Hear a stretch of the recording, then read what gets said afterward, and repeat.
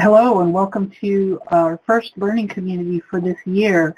Our webinar today is called Community-Based Participatory Approach, and this is part one of a two-part series. Today we're going to be discussing community engagement and suicide prevention. My name is BC Echohawk and I'm the Communications Coordinator for SAMHSA's Tribal PTA Center. On behalf of our contracting officer representatives, Maureen Madison and Jan Dunbar Cooper, and our project director, Lori King, I'd like to thank you all for joining us today. In a few moments, we'll start our presentation in a good way, but first I'd like to take a moment to review our process. Today's webinar is being recorded and it will be available in the near future. Because we are recording, all phone lines will be muted to minimize outside noise, but please don't hesitate to use the chat box for questions throughout the session. Today's PowerPoint is available for download on the lower right side of the screen. Just left-click on the file and a Download File button will appear at the bottom of the box. Clicking that button will start the download. Finally, we appreciate you completing the brief participant survey that you'll receive when the webinar ends. This helps us better tailor these events to your needs. Our facilitator today is our colleague, PTA Coordinator Connie O'Mara. She'll introduce today's guests, but first we'd like to open in a good way. Doing that for us is one of our Native Connections Grant Technical Assistants, Valerie Pengayak. Valerie? Thank you, BC. Again, this is Valerie. I'm Chipik from the Kashunamet tribe of Chivak, Alaska. So I would like to extend a warm welcome to all of you joining us in today's webinar.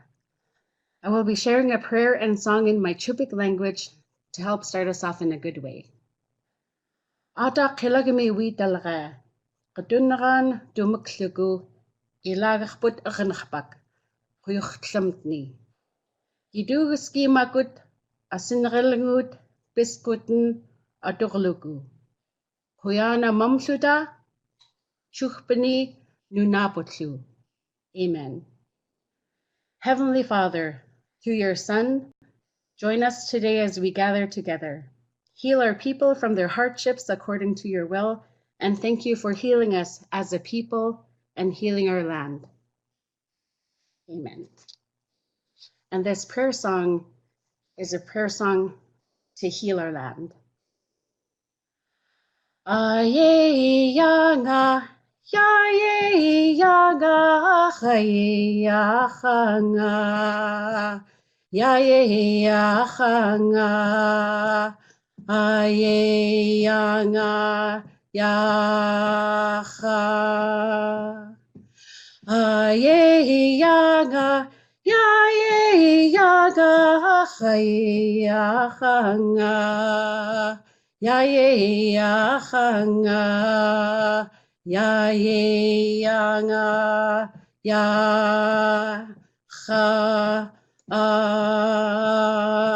yachanga.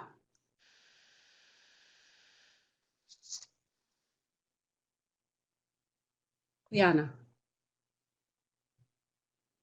Thank you so much, Valerie. We really appreciate that beautiful song and prayer. We're really grateful for you to open us up that way. We know those prayers are going to help us for our learning community today. Hello, everybody. Bonjour. Hello, I'm Connie O'Mara. I'm a TA coordinator here at the SAMHSA Tribal Training and Technical Assistance Center. And we put a lot of thought in our planning for this learning community, and put some good thoughts and prayers out there so we could attract the right people to present. But also we want you to know we have a beautiful presenter that's going to introduce herself, and we have another colleague that's going to introduce himself. But we also want to hear from you a lot during this webinar. We want to make it really interactive. We know that you have a lot of wisdom and knowledge about the work you're doing out there, and we also want to hear your questions. We have some excellent people to answer those questions today. So I'm a member of the Citizen Potawatomi Nation, originally from Shawnee, Oklahoma. I really have enjoyed working with the different grantees and other communities that do this good work in suicide prevention, and it is difficult work. And so we're really grateful that we can present this to you today so we can look as one big team out there working to reduce and prevent suicide. So without further ado, I'm going to turn it over to Madeline so she can give her full introduction, and then she'll turn it over to Hunter for his introduction. Haku, everybody. Martuka Madeline. I am from the Central Coast, California. It's ending as Chumash. And yeah, I'm just excited to be presenting, and feel free to ask any questions at any time. Okay. There you go, Hunter. Morning, everyone. My name is Hunter Genia. I work for Tribal Tech. I'm a grantee technical assistant. I work with 10 Native Connection communities, as well as help with some Gonas and other areas in Indian country that I have the privilege to be a part of. So just want to welcome everybody and look forward to a great webinar. Thank you.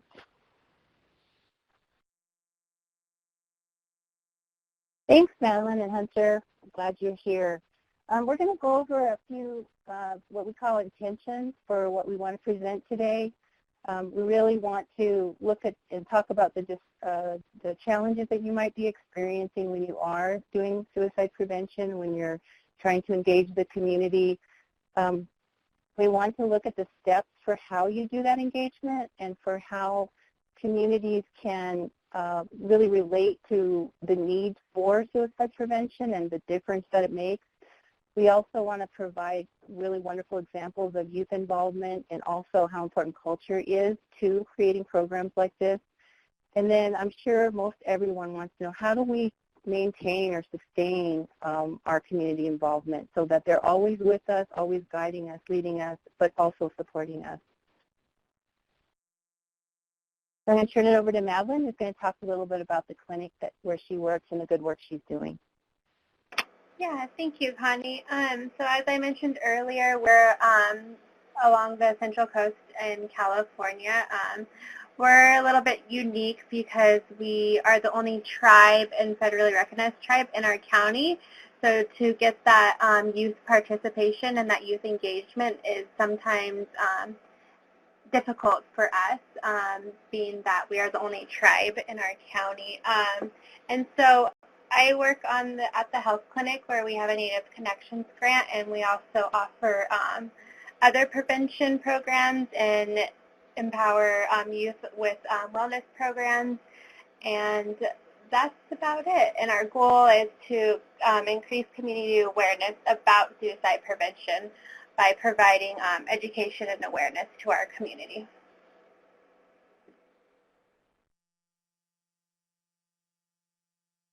And then with our Native Connections project, we developed a youth advisory board, AHO, American Indians Helping Others, and on the screen you can see our vision and value statement. Just to summarize it, and the youth came up with their visions and value statements based off a focus group of what they would vision a suicide prevention program to be. So like support, awareness, consistency, encouragement, and tolerance is all what they believe would be appropriate for our community. Thank you, Madeline. You know, I really hear the passion and everything you've done there, and then just knowing that a center out there is the important part, and the important piece that you always mention is youth engagement, so we appreciate that. We're going to be talking about how you build those relationships out in the communities. You know, of course, there's always a good way to do that, the respectful engagement that we do with our tribal leaders or with our traditional people or whoever it might be, even our youth. Our youth are so important, and sometimes they don't always feel heard. And just, you know, wanting to acknowledge the strengths out there, and that's what I see your program has done, Madeline. And I know that we're also wanting to hear a little more about how you're meeting communities, where they are. How did you meet your community where they were? What are some of the tools and approaches that you used? And then also your champions, if you have any that you'd like to speak about, because there's always those champions that really help lead us forward. And so one thing that I've learned in my work is that when I'm out there in communities and I'm doing training or I'm doing some organizing, I just have to keep my promise, and I have to be there when I'm supposed to be there. So I'm just going to kind of turn it over to you, Madeline, and Hunter to kind of have a discussion about this important piece about building relationships. Yeah, so we developed it's a participatory action research method, and we developed engaging with our community from day one. And developing this youth advisory board, we established a relationship with our youth and with our community, and letting them know that, letting them know that without them, we don't have anything to our project, and letting them take the lead on everything, and basically them providing that support, because youth have a unique perspective, and they're the ones that have more insight than us older folks.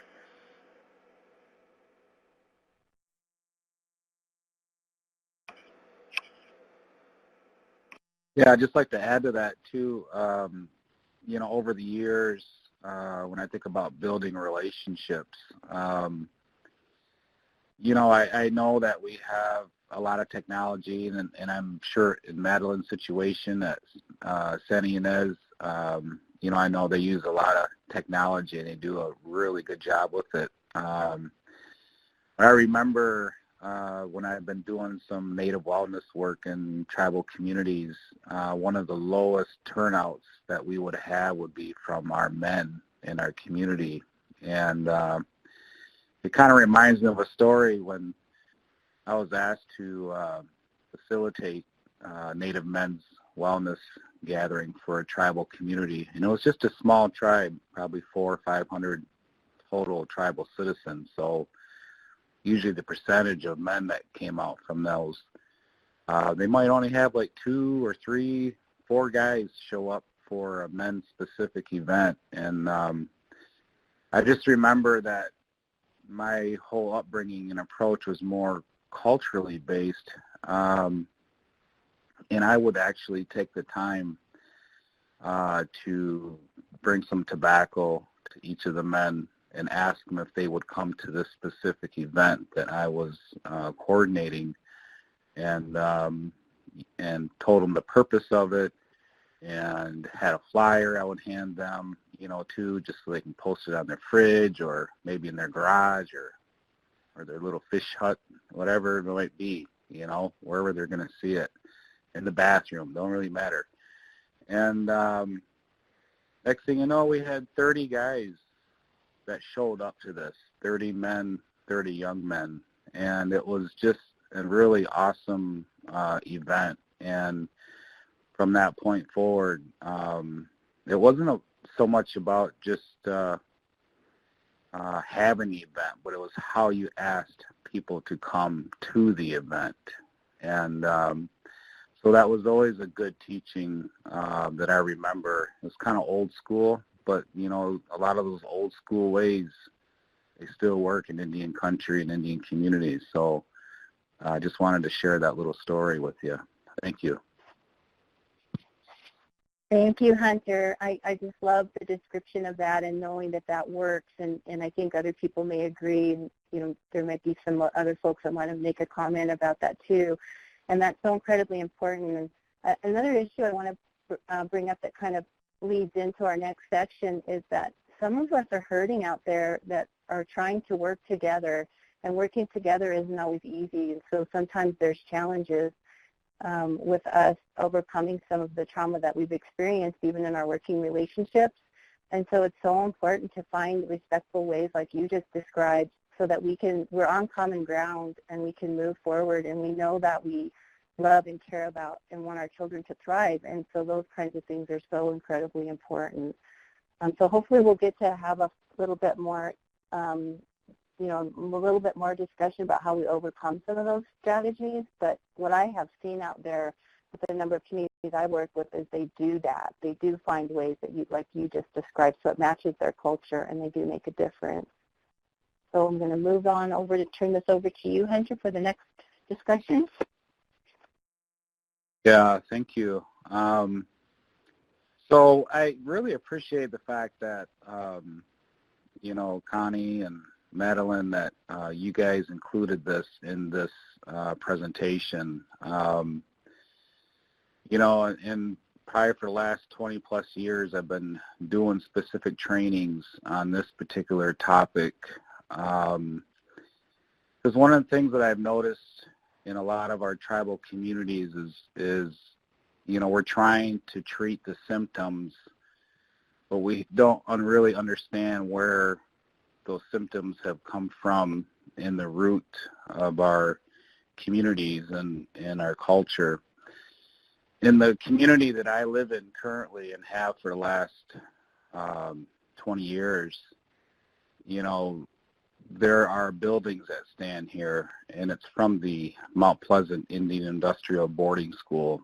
It's a federal government boarding school that operated from the late 1880s, early 1890s to about 1934.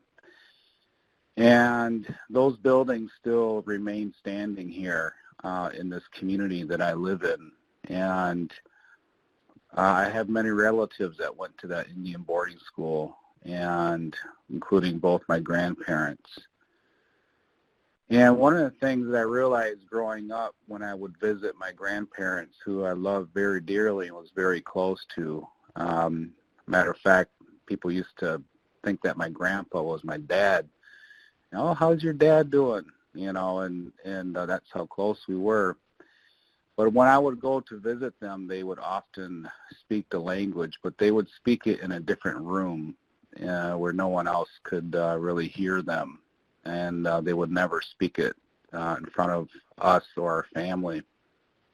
And I remember asking my grandpa in our language, Mishomis, and I asked him, I was like, well, how come you never taught that language down to, my mom and my aunties and my uncles? And his response was, go to school.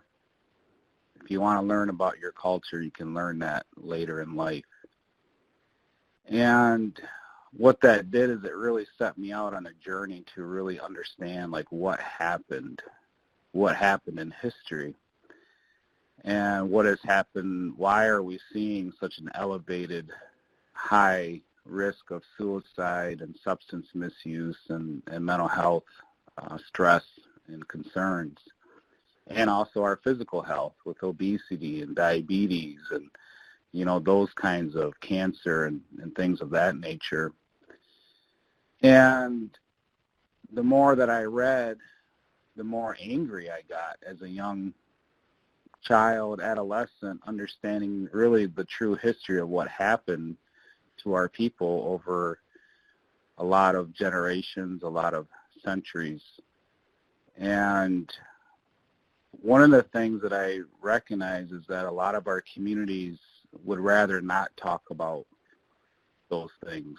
We've done a really good job of either kind of sweeping them under the rug or kind of repressing those memories. And when you understand what happened, it's you can't blame anyone for doing that or, let them feel guilty about that.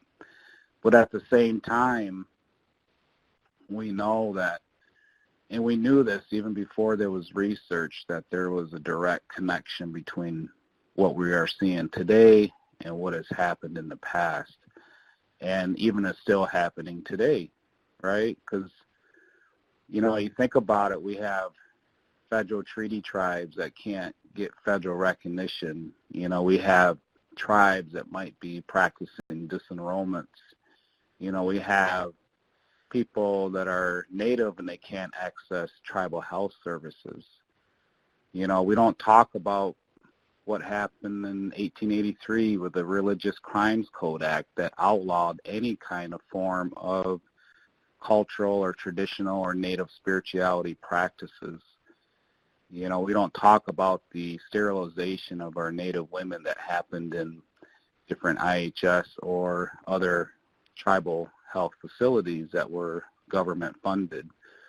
We don't talk about the Indian adoption era where thousands of our children were removed from tribes systematically by federal and private adoption agencies and removed to non-native families across the country to the East Coast. So, when we talk about historical trauma, or intergenerational trauma or inherent trauma.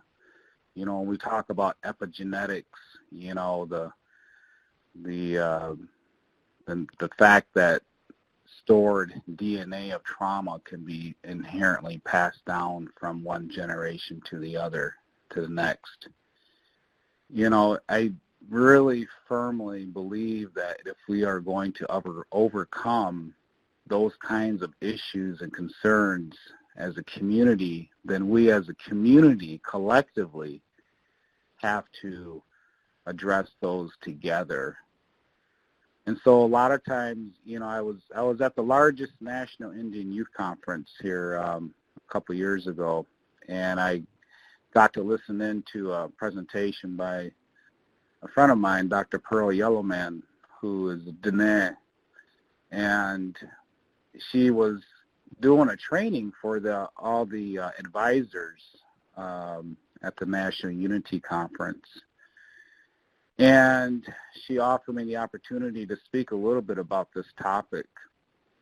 And there was 300 or 400 adults in there that traveled with all these youth that came from all over the country to participate in this conference. And I asked, by a show of hands, out of those 200 or 300 people that were there, the adults, how many of them have been to a historical trauma training? Out of all those hands, there was only a dozen that raised their hands. The rest have never been to a training or a workshop on that. I then asked how many of them have hosted a historical trauma training in their community. All those hands went down. So the point that I'm trying to make here is that if we can't solve our community wellness or health issues or historical trauma concerns by sending 1 or 2 staff out to trainings, we need to collectively as a people, as a community, understand what this is and how that correlates to what we might be seeing today, right? So, you know, I'm 49 years old. You know, a lot of people think I know a lot of my language when I know that I only know a little bit. But my goal is to relearn my language so I can be a conversation, you know, almost fluent speaker in our language here in the Great Lakes. You know, and so that's one of the ways that I'm trying to reverse the trauma from the history that has happened, you know, with our people. And with a lot of the young people today, I think they want that. They're saying that they want that. They want to learn these ways and learn their language, or, you know, learn their culture or their ceremonies or rituals, or, you know, and one other story, and I'm just going to pass it after this, is that I used to be a director of a tribal behavioral health program. And we had prevention services, we had outpatient services, and we had residential treatment services. And we had people that were in their 50s or 60s even coming into our residential treatment trying to heal from substance abuse and addiction and other kinds of co-occurring factors with mental health. And what was, you know, kind of an eye-opener for me is that when we introduced them again to our own culture and traditions, like they didn't know, a lot of them didn't know what sage was. They didn't know what sweetgrass was or how to use tobacco. And they were learning for the first time, even though they were 50 or 60 or, you know, that age group. So the impact right there, if you were to evaluate that, you know, you can see that the impact that it still has on our people today is still visible. And our people are still trying to heal from those wounds that have been, you know, done onto our our culture and our tribal communities. So I just wanted to share that, and I'm really glad that Madeline is here, because they're doing a lot of really cool work in Santa Ynez, and I know that she's going to talk about some of those efforts. So thank you for allowing me to share a few minutes.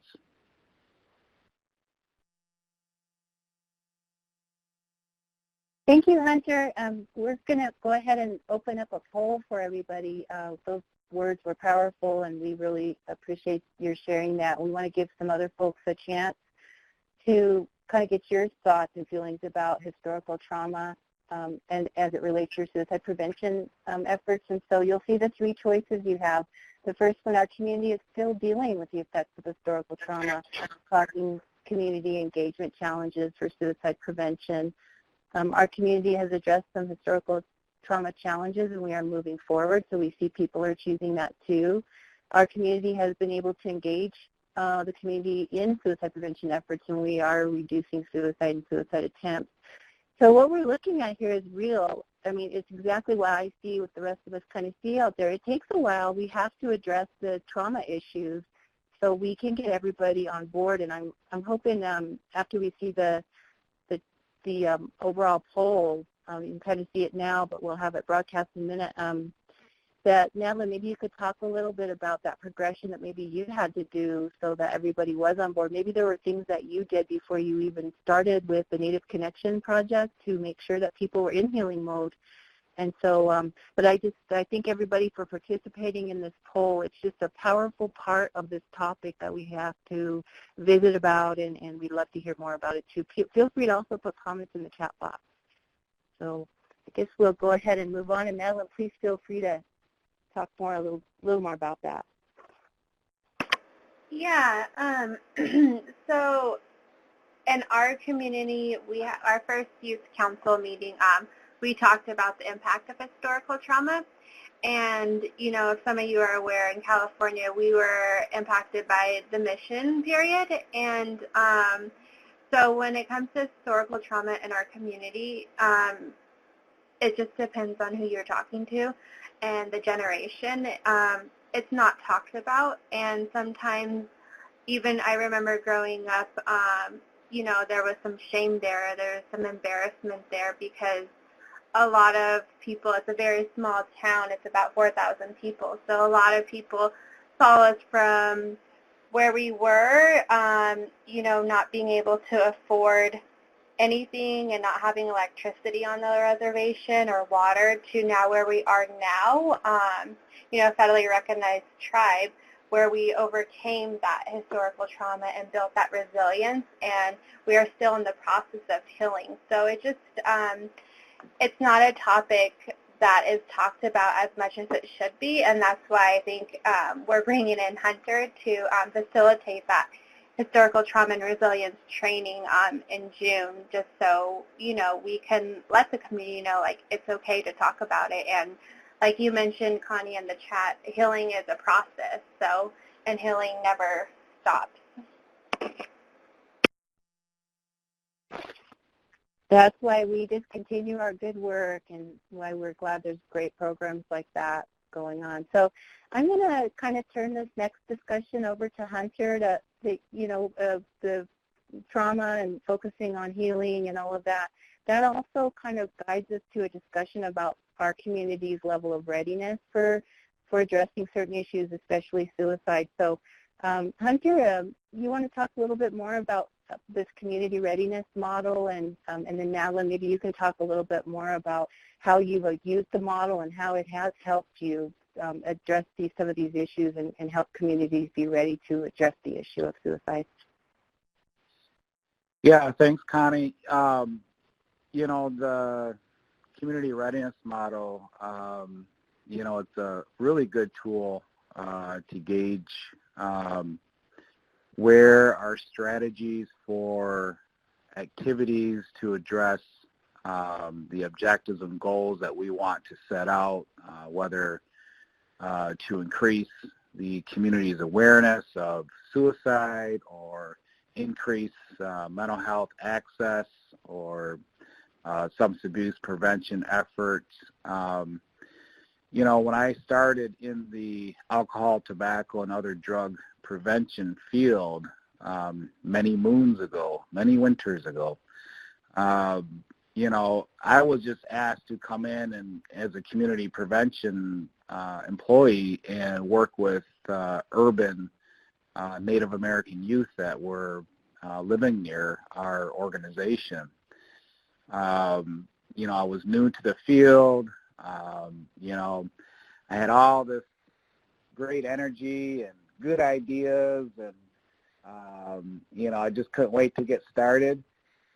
You know, but I wasn't really sure if what I was doing was really being effective, and or if what I was doing in terms of activities or strategies to try to decrease the impact or the usage or the effects of substance misuse, if I was, you know, on target or doing a good job or not, you know. So fortunately, you know, with some really good training and guidance from colleagues and you know, the Pamela Jumper Thurmans of the world and Barb Plesteds and just, you know, many awesome people out there in Indian country, you know, really became familiar with the community readiness model out of the Tri-Ethnic Center and you know, and just saw the value of using that as one of many tools that could be used to help the community understand currently where their community's readiness is in terms of addressing, you know, whether it's suicide, you know, or maybe it's domestic violence, or maybe it's mental health, maybe it's substance misuse, you know, whatever that topic might be. Maybe it's housing, you know, whatever it might be. But if we don't understand where our community's knowledge is currently before we even get started, then oftentimes what happens in our communities is that we may be starting way above what they're ready for, you know, and we kind of might be missing our targets or missing our goals because we weren't as informed or as prepared as what we needed to be. You know, so the value of the community readiness model, and I want to emphasize too that, you know, even though the model is there, you know, there are cultural sensitive ways to introduce it, you know, so that we can honor our culture, we can honor our community's traditional values, and we can also use that tool to help all of us understand where we're at and where we want to go. And one of the things that I really like about that community readiness model is that there's that community readiness post-workshop, which gives you some ideas on how to get your community engaged in offering and suggesting the ideas, the solutions, the strengths of our community that could work. And that's coming from the community, so it's community voice, community driven. And if you want to do that by using more of a talking circle method, or if you have something that's more culturally appropriate to get that information, by all means you should do that. So I just wanted to share that little bit of information, and Madeline is going to share with us how she used it in her community. Thank you. Yeah, thanks, Hunter. You covered a lot of points that I was going to talk about, and I think it's really important to, you know, alter this model as it's according to your community. For example, our community changed up the terms in stages 2 and 3. Instead of denial and resistance, we decided to input concern and some recognition, and for stage 3, concerned and immobilized. And so we were at a 2 and 3, and we did this just because we did that post workshop for these stakeholders that the youth identified, and we didn't want to really we wanted to have more of a positive impact on them and letting them know that, you know, whatever stage our community is at, like, that's okay. And what Hunter was saying, we thought we were going to score a little bit higher, and we ended up scoring a lot lower, so we kind of had to slow our roll down and alter our implementation so the community would be ready for our efforts. That's what I think. And so the community readiness model really helped us establish an action plan as well as the youth. When we conducted that, when we had that workshop, we kind of did a focus group as well, asking, you know, these stakeholders, what do you guys want to see in the community, and what is needed in the community, and this is what our youth suggested. How do you guys feel about that? And so it really helped us and create an action plan that was tailored towards our community needs. And so I'm going to be talking a little bit about, or does anyone want to talk any more about the community readiness model? No, I think we're good. We're looking forward to this next discussion. Thanks, Madeline. Okay. So I'm going to be talking a little bit about a youth media message that our youth on the reservation created, and at the end of this presentation you guys will be able to view it. So we came up with the idea to come up with a media message that addresses suicide prevention. So I presented this idea to the youth, and from day one they were the ones making all the decisions. And so when I presented to them, I kind of showed them ideas, and that's where they kind of came up with a formal outline. And we brainstormed a lot, and then the next step was that's where we began to develop our video concept.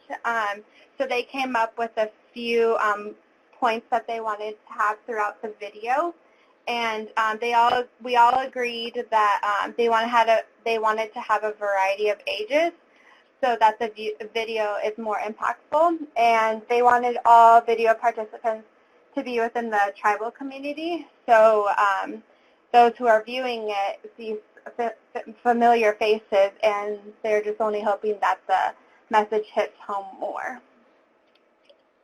And then step 3 was they came up with the idea, so how are we going to recruit these community members to be involved in our video? So we have an annual Christmas party, so we set up a booth to get people to participate, and they had an interesting approach. Instead of like instead of a clipboard signing up and what category you wanted to volunteer for, they had separate papers.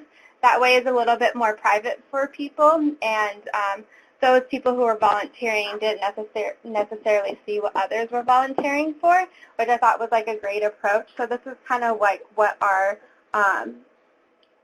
participation sign-up sheet kind of looks like, and so everyone was given one of these little index cards. And they ended up recruiting 36 community members. And so I think it's important to talk about how the youth did this. I think if it was staff members, older staff members, we may have had a little bit more difficulty getting the community engaged. But however, when youth are addressing the community, it seems that a lot more community members are more focused and want to be involved.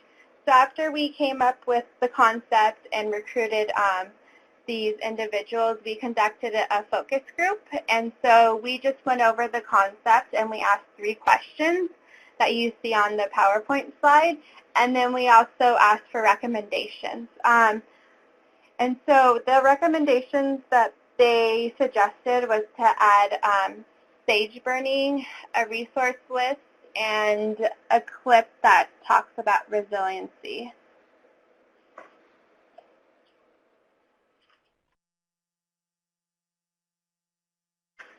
And after we conducted this focus group, and this was actually, we had a youth council member present. I facilitated the focus group myself, and in case there were any questions. And so the youth council were in agreement to implement all recommendations, and so this was like our final outline. And so that kind of went over a prayer, our vision and value statement for the youth council, statistics, testimony, and more statistics, and youth singing traditional songs while statistics are being shown, and a little bit more testimony, resiliency, and resources available for those who are in need of help. After this, I reached out to the volunteers. I either text the person, some of them were in person due to them working here with us, or an email. We gave a 3-week deadline, which we thought was very reasonable, and we wanted to accommodate everyone's schedule while still meeting our internal deadline. And we also reminded them of the option that they signed up for, or if they wanted a different part, or if they just wanted to opt out, just to give them still options.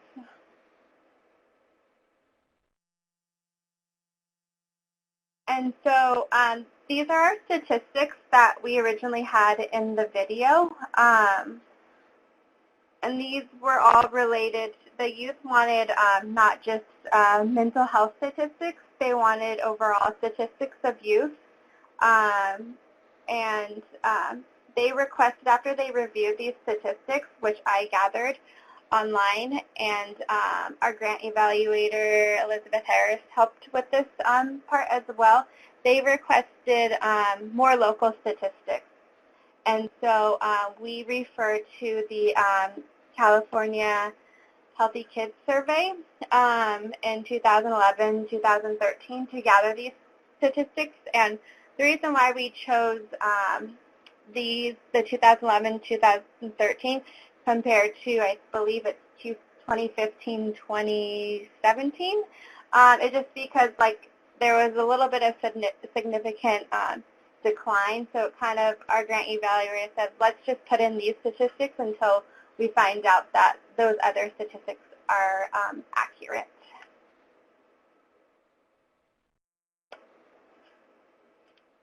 So after the statistics, we still needed to do some community outreach to gather the resiliency clip part, as well as the youth singing and dancing a traditional song. So I created these flyers, and we dispersed this to the community. So the first one was a photo call to have to submit any tribal photos of yourself that resembles resiliency, and then the photo or the flyer on the right was just like a location and a time to bring your youth to come be a part of our video. And we originally, Hunter actually came to our youth meeting back in last January 2018.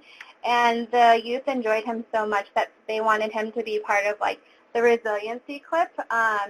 So he kind of recorded some part to our clip, and I'll explain that a little bit later.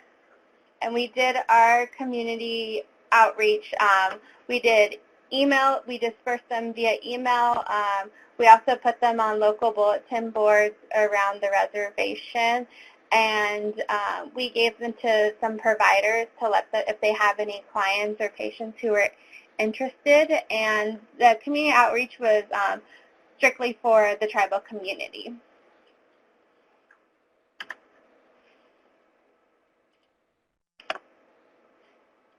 And so after we did that, we began recording. The youth wanted to record on their iPhone, and so they recorded with their iPhone every clip, so every step in the video concept.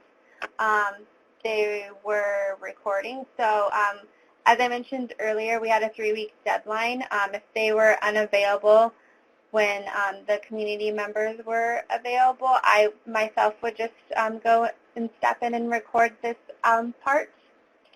And then after that, they were all, after all clips were filmed, they were then sent to me, and that's when I sent them to the video editor. We had a youth edit our video, and so we submitted all clips to her.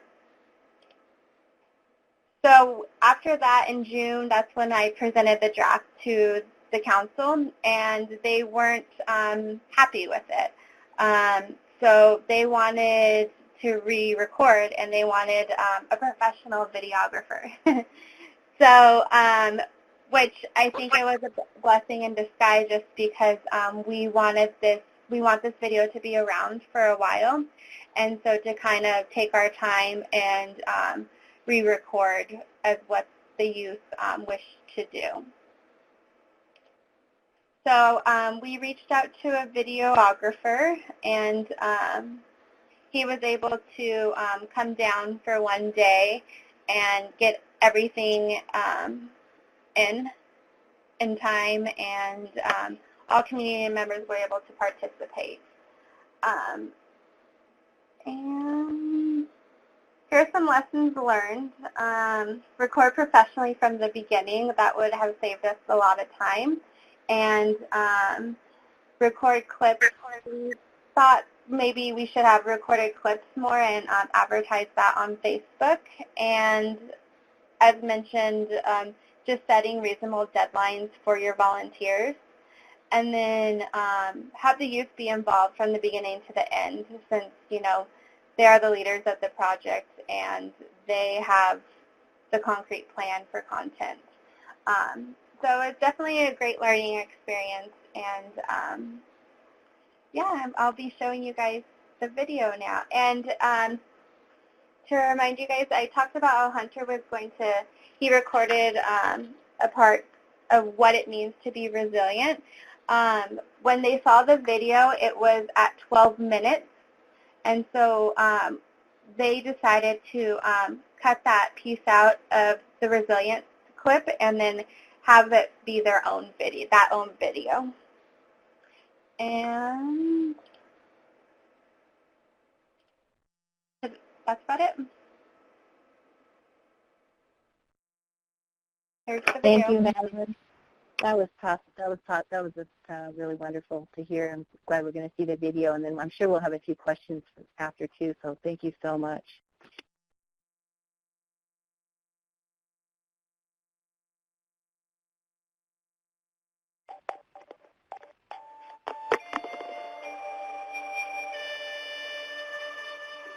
No halakwel, ki akinale ne chaksi, na yila pikiyu, ki eskene na pilikiyu, akuku, ki isat luyen na kichichihi.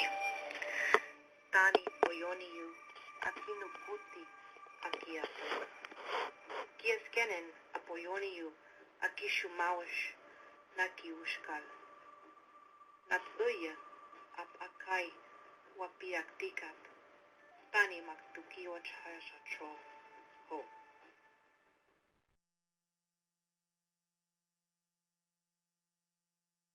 Each of us in this video are tribal people trying to do our part so that every Native person knows and understands that you are not alone. We need you. We want to change the way that suicide impacts our youth, our communities, and our story.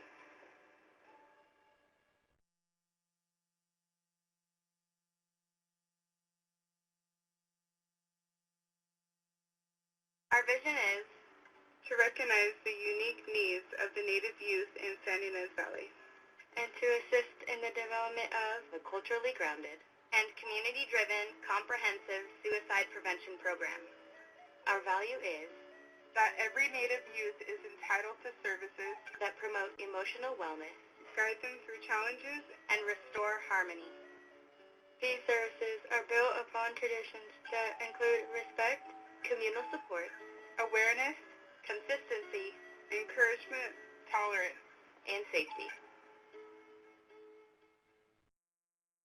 We want to educate our community about suicide because we want to prevent it.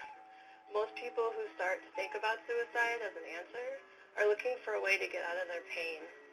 They are going through something difficult, and all they know is that they want the pain to stop.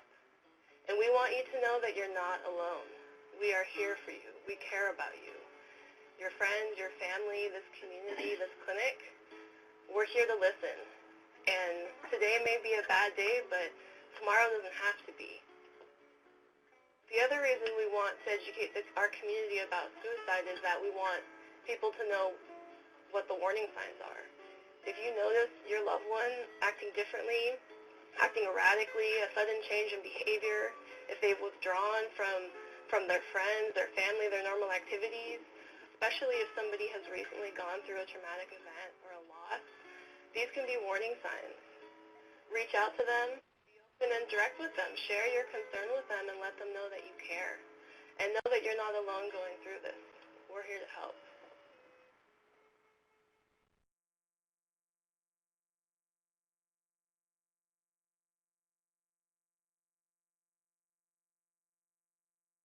Suicide was the 10th leading cause of death overall in the United States, claiming the lives of more than 44,000 people. 90% of teens who are suicidal have a substance use disorder. 1 in 10 high school students has experienced physical violence from a dating partner within the past year.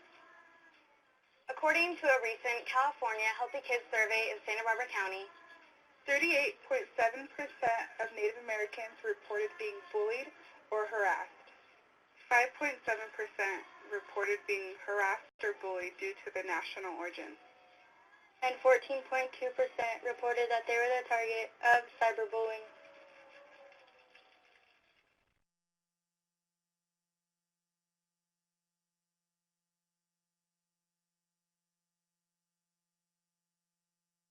It's important to educate our community about suicide. I don't believe people are aware of the amount of suicides that occur within our community. We each have a role that we play in prevention. Any action from a community member can have a positive impact to prevent a suicide from occurring. So if each of us take more responsibility to understand the problem or become more educated about ways to identify issues or intervene in a time of need, we will help the larger issue. If we address the warning signs, provide the support that they need, and let the community know that we care, we can save a life.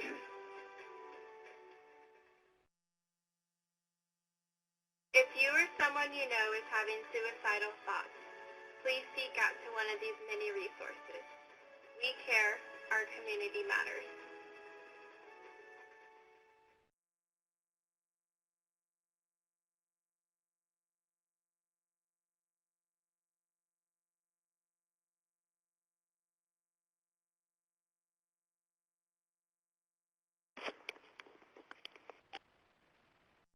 Wow, it's a really awesome video. Thank you, Madeline, for sharing that. And, you know, I feel privileged, you know, to be your guys' grantee, technical assistant, and the extension of your team. And I'm just really amazed at the amount of work that you guys have done there. And what really impresses me the most is that the ownership for the projects that you guys are doing are youth driven. They have the final say and the final word about what's going to be presented and how it's going to be presented, and it belongs back to the community. And that's really when we talk about community-based participatory initiatives or research or evaluation or projects, that's the way it's supposed to be. And so I just want to say, Jimmy Gwetch, a great thanks to you and the work that you guys are doing there. So we have a little chat activity, and all of you that are listening and participatory, we're going to put it to the test. So you can't just sit on the sidelines. So there's 42 of you there that are listening and watch this presentation so far. And what we would like to ask you is to type in the chat box how culture and resilience has strengthened your prevention efforts and programming in your specific tribal communities. So could you share with us how you are doing that in your community with culture and resilience? And please type your answers in the chat box on the bottom left of your screen at this time. Thank you.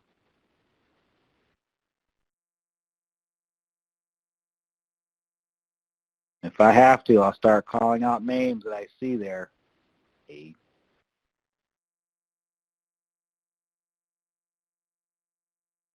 So Angela, Beatrice, Benita, Beverly, Bryce, Caitlin, start typing. Hey.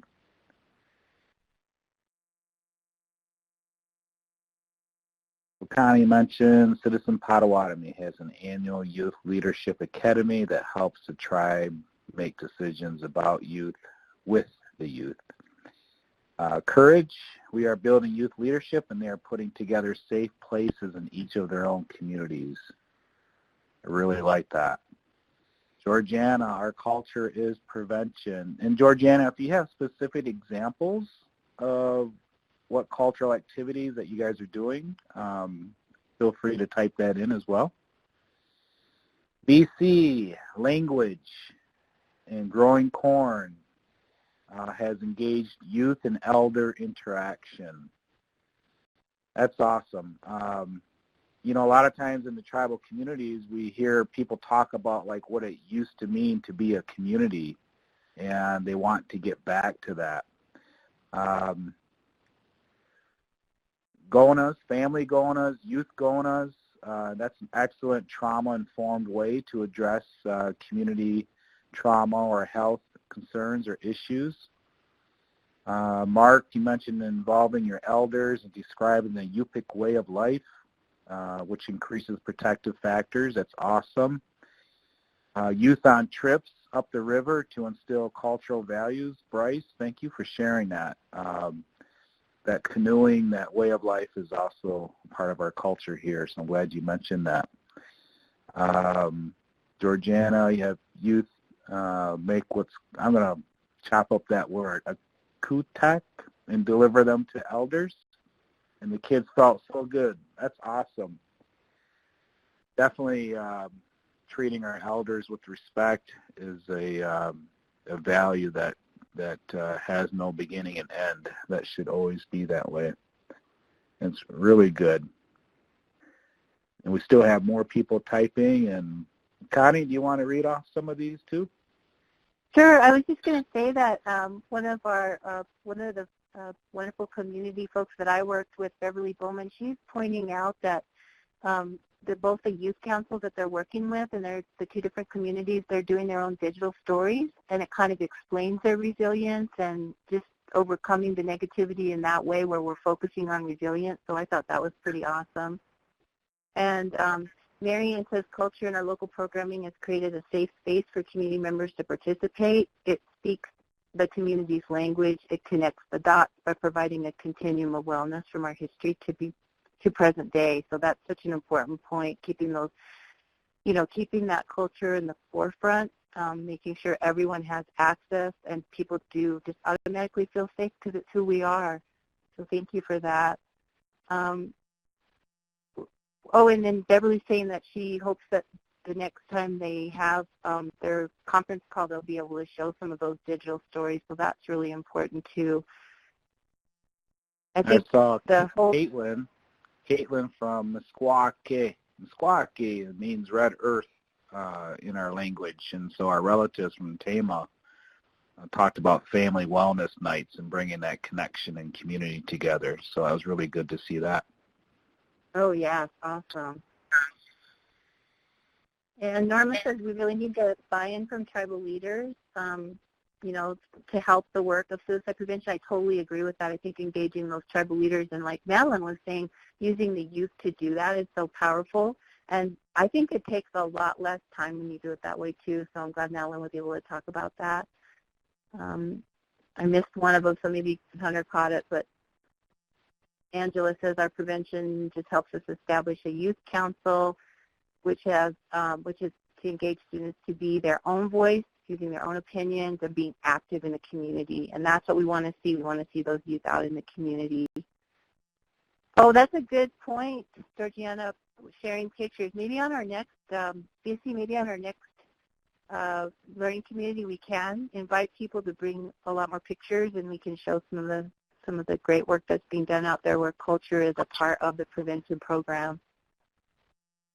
Yeah, we'd love to do Sounds that. like Rosanna Jackson from Oregon talked about a K-8 academy teaching the youth about culture, songs, and language. And they also have a spring and fall suicide prevention conference that incorporates their culture and how it strengthens their community. So that is really, I would love to attend that. So Rosanna, invite me, okay? I want to come. Check that out. Me too. You know, a lot of us hear the term culture as prevention, and we all know it intuitively, but there's actual research on that whole concept that culture does help prevent things like suicide and other concerns we have in our communities. And if you want to contact us, we can give you the information on some of those studies about the fact that culture is truly prevention, and it's research-based too.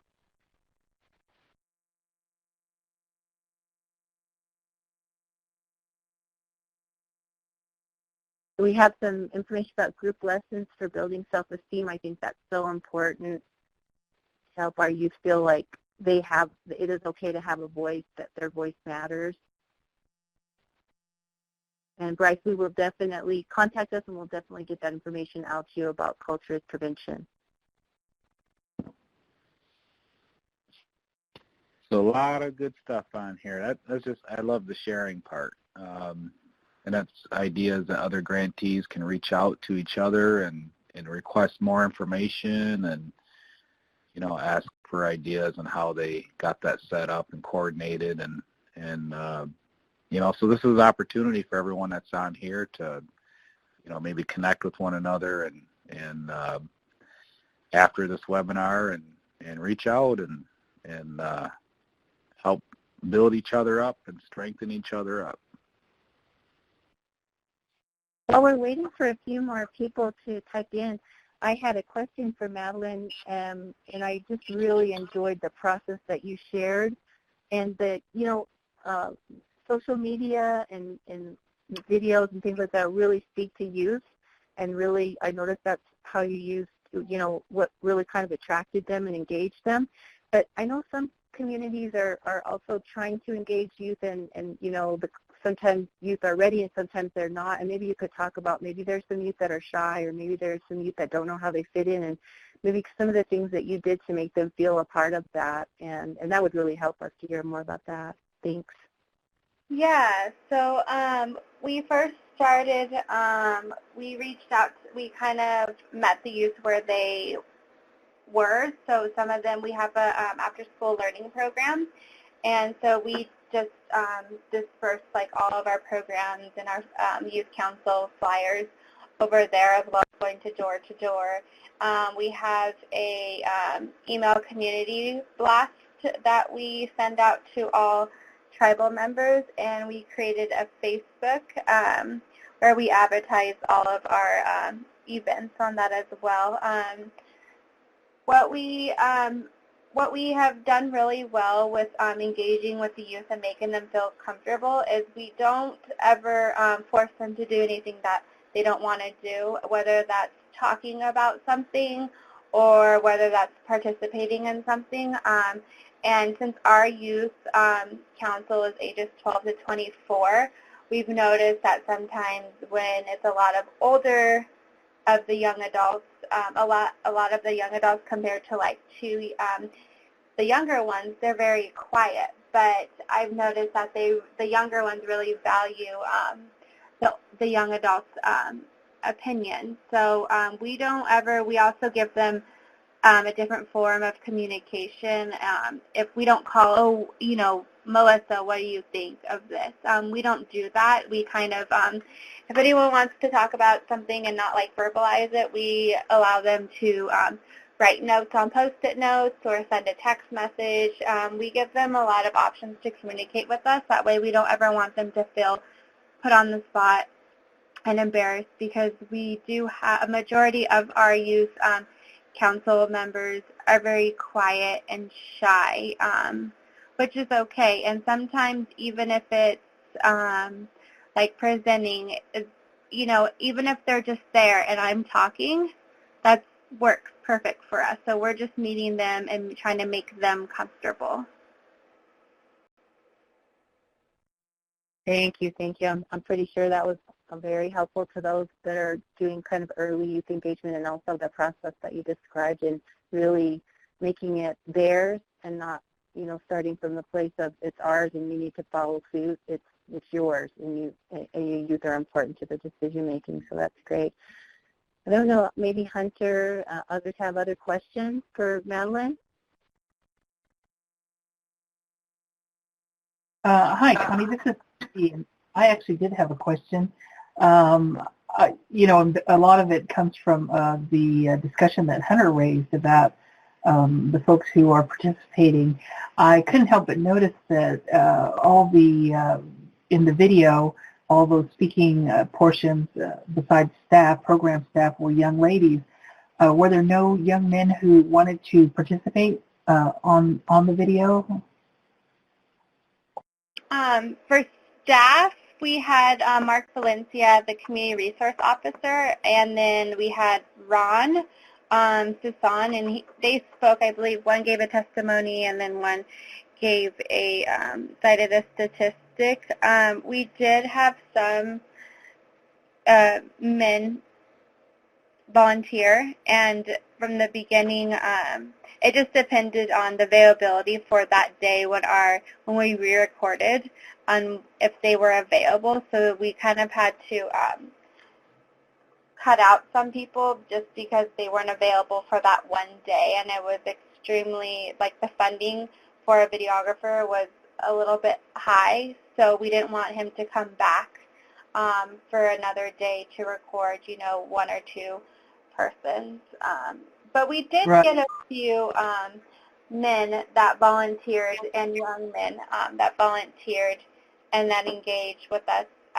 And if you go to YouTube, you'll see our initial video. So you'll see some faces on there, but just depending on when we re-recorded it and the availability is what we stuck with.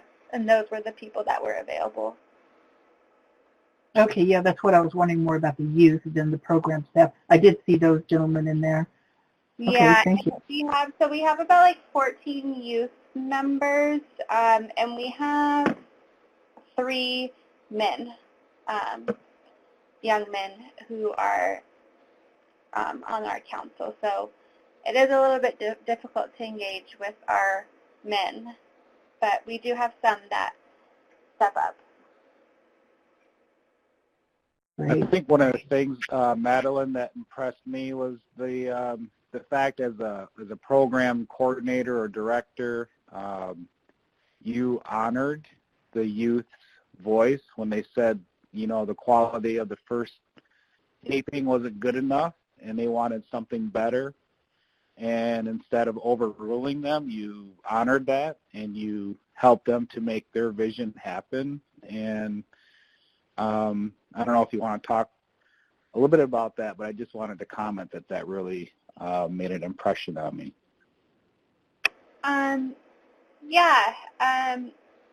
I didn't, well, for me, like, I didn't have any difficulties honoring any of their, honoring them. It was kind of just like, this is our we were very firm on our deadline and keeping them in the loop of everything and reminding them and just kind of reminding myself to have patience and to not, you know, get, you know, jump the wagon or anything. So just, it wasn't, at least for me, I didn't find it very difficult, just because we gave ourselves such a long deadline, and we had a year to film this, that we are really not urgent to develop this video and get it out there. We wanted the content and we wanted the youth involved, so it worked out. This is Connie. I just wanted to comment on, when you look at the video and how valuable it is in your community, I can't help thinking that you've come up with the most practical language that makes sense, not only for them as youth, but for everyone else. And so the way that video flowed was just amazing, just simple things that we need to do to support each other. So that's why I see the power of having them involved, because that video would have maybe looked a lot different if it was made by other folks in youth. And so it was just so practical and helpful. And if you ever, I don't know if you have any information about, where you're showing it or how it's affecting the community, or if more people, if you have a way to, gauge how many people click on it to watch it. I think you do, but we'd love to hear more about that. But I did want to say that they're just so practical, and it's perfect for what we need to engage the community overall. I just wanted to mention Janice Myers and her comments about bringing the elder and the youth together in meaningful ways, teaching them skills and values, and therefore allowing the opportunity for healing and positive social development. So thank you, Janice, for sharing that.